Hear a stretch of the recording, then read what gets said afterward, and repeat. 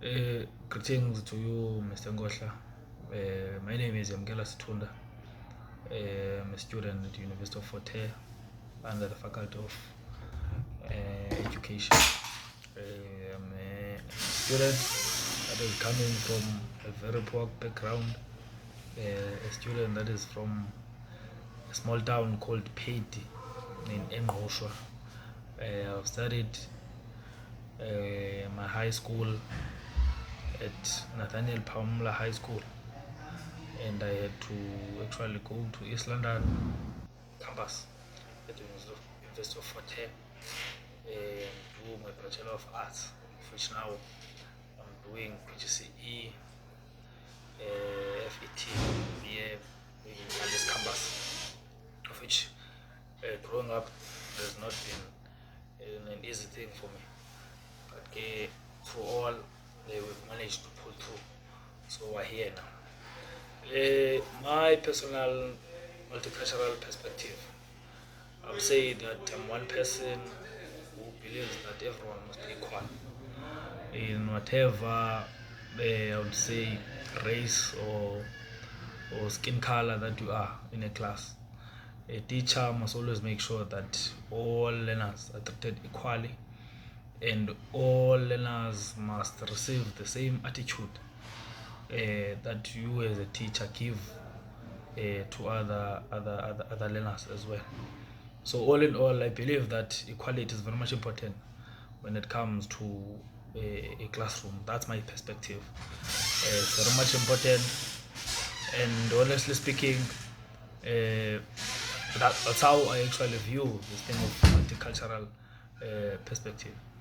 So all in all, mine is to always make sure that even where I'm coming from, uh, where I'm coming from, I've always been that child who's always been told that you must have respect for people, and also that respect, when you respect a younger person to you, that respect must also goes, and the respect goes a long way.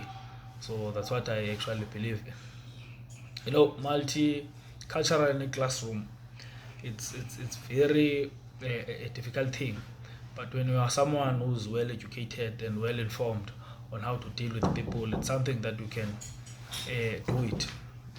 So all in all, I'd say that in a classroom, it's very much important that you make sure as a student teacher that you accommodate all learners equally, so making sure that there's no learner that is left out in everything, making sure that each and every learner gets your full attention. You must not be a hard teacher or a student teacher when you are dealing with learners. You must always make sure that you accommodate all of them equally and make sure that even the sitting arrangement in a classroom, you try to mix them so that they can be able to interact. If ever there is a learner that maybe is a Sotho, or there's a learner that maybe is a Xhosa, they be able to actually interact so that it can be easy for them to socialize. This thing of biasness in schools is something that is really happening, of which it's something that must be vehemently rejected, because it is something that is very wrong, and it is something that cannot keep on continuing. Uh, Pause.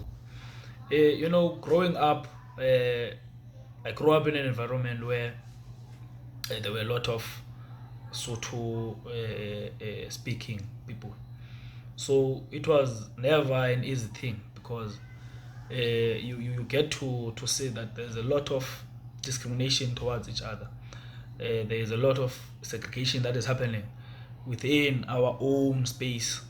You find that people who are speaking Sotho, whenever there is, let me say, umgidi in isiXhosa or cultural ceremony, those people are always being undermined, or those people are always not being taken care of, and they will be called by names. So that did not sit well with me growing up.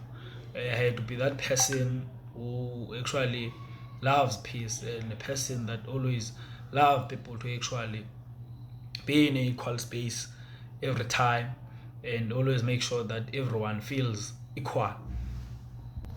Up until we had to stand up in our community. I still remember at this time when we had to actually call our chief that is in our village, to actually tell him that what is happening in our village is not something that is good. We need as people to actually stand up for each other. There shouldn't be any biasness towards people. We are all Africans, we are all South Africans to be particular. So it's very much important that all the time, whenever people interact, we make sure that everyone is well accommodated. So I'd say that awareness of actually coming up with solutions on how we should interact to each other to actually help me on a diverse background and making sure that everyone that is in my corner, it's either we are a colored, it's either we are a Nigerian, always make sure that you feel safe and you do not feel any type of way that will make you feel as if like you are not a human being. Because I think honestly, as South Africans, we have been traumatized by the post-apartheid era. So now everyone, when is seeing a person, there's that thing of undermining because at that time we were segregated to go and stay in places where now we can no longer interact. So it's very much important that we make sure that we interact and make sure that we socialize with those people, so that even in a classroom as a teacher, you will be multilingual and be able to actually speak other languages that will accommodate other learners as well. Well, of course, when it comes to strategies for inclusivity, I would say that most of the time as a student teacher, I will always make sure that when I'm grouping my learners, I always make sure that it's mixed race. There is no one that I would say is only Xhosa or only Nigerian, because in my class this past school experience, I had a learner that was a Nigerian. Seemingly his parents live in this learner that was a Nigerian. I would get to say that most of the time he's someone that does not fully understand what is happening in the classroom, and I had to actually see that when I was actually asking questions in the class. But I had to be someone that had to be creative in how I deal with him, simply because I fully understand that isiXhosa, because I was teaching in isiXhosa, I fully understand that in isiXhosa is not his home language. So it becomes a very difficult thing when we are dealing with learners who are not familiar or who are not their home language, what we are going to teach. So I would take that learner and always make sure that he does not feel separated from others. I would always group him with learners so that in whatever discussions that are being discussed, he is put into place. So the methods that I had to actually use was to always make sure that the assessments that I give to him, whenever I'm done with teaching, I would give him assessments that he would go and do research about. Simply because I best believe that when you're doing research, you get to know the information. And the more you get information, the more you be interested in that particular information that you are dealing with. So I had to be that person who was always making him feel part of the classroom.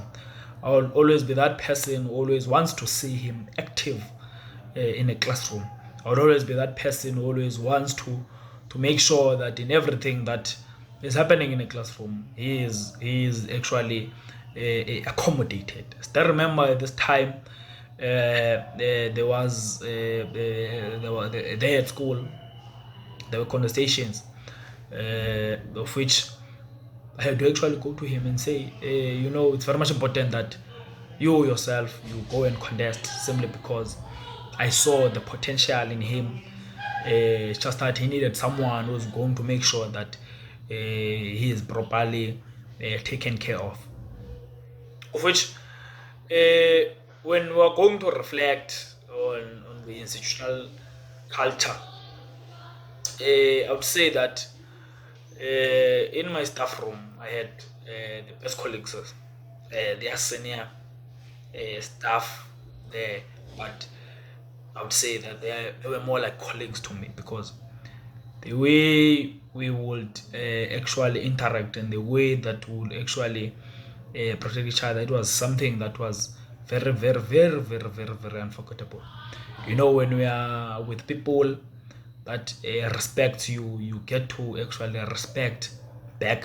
When we are just a mere student teacher, of which the experience that I got there, it was an experience that I will never forget. I still remember that even in the staff room, there was a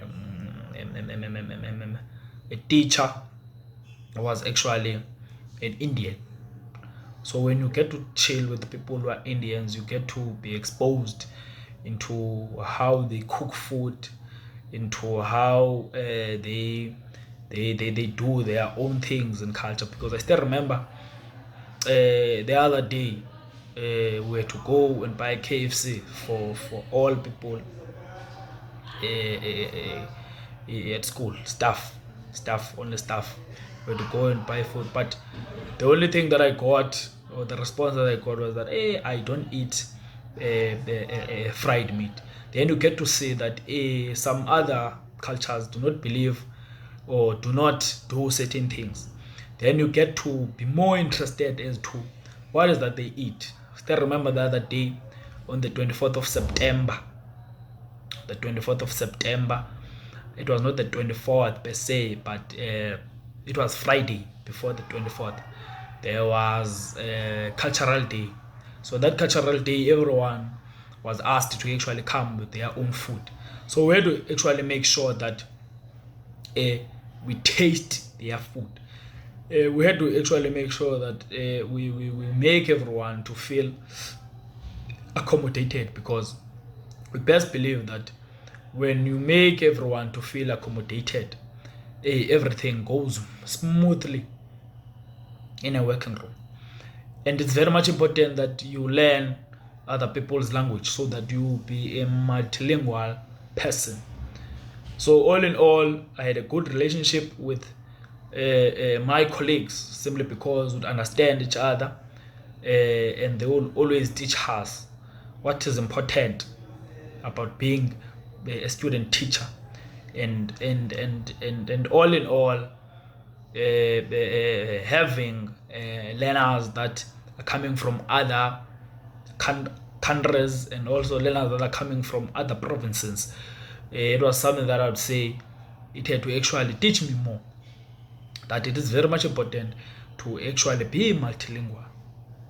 It is very much important to be multilingual. All in all, let me take this opportunity and thank you, Mr. Ngotla, for giving us this opportunity to reflect on our multicultural perspective and the way that we have been addressing ourselves when we're dealing with a diverse community. Thank you very much.